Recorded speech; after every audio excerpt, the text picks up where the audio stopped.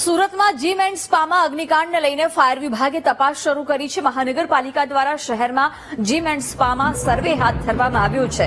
તમામ ઝોનમાં આવેલા અલગ અલગ જીમ એન્ડ સ્પામાં ફાયર વિભાગે તપાસ શરૂ કરી છે।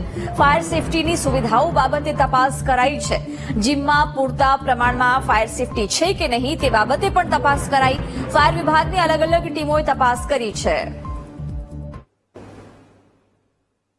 મેન્ટેનન્સનું કામ તો કેવું છે, જીમના જે ઓનર હોય છે એ કરતા હોય છે, પણ અમારે દર મહિનાની અંદર રૂટીન ચેકઅપની અંદર અમે લોકો ચેક કરતા હોઈએ છીએ કે ભાઈ આ લોકો મેન્ટેન કરી રહ્યા છે કે નથી। જ્યાં સાધનોનો અભાવ જોવા મળશે ત્યાં અમે નોટિસ અમે ઇસ્યુ કરીશું એમને, ને આગળ એમને ટાઈમિંગ પણ આપીશું કે ભાઈ તમે ફાયર સિસ્ટમ ઇન્સ્ટોલ કરીને ફાયર એનઓસી તમે મેળવી લો।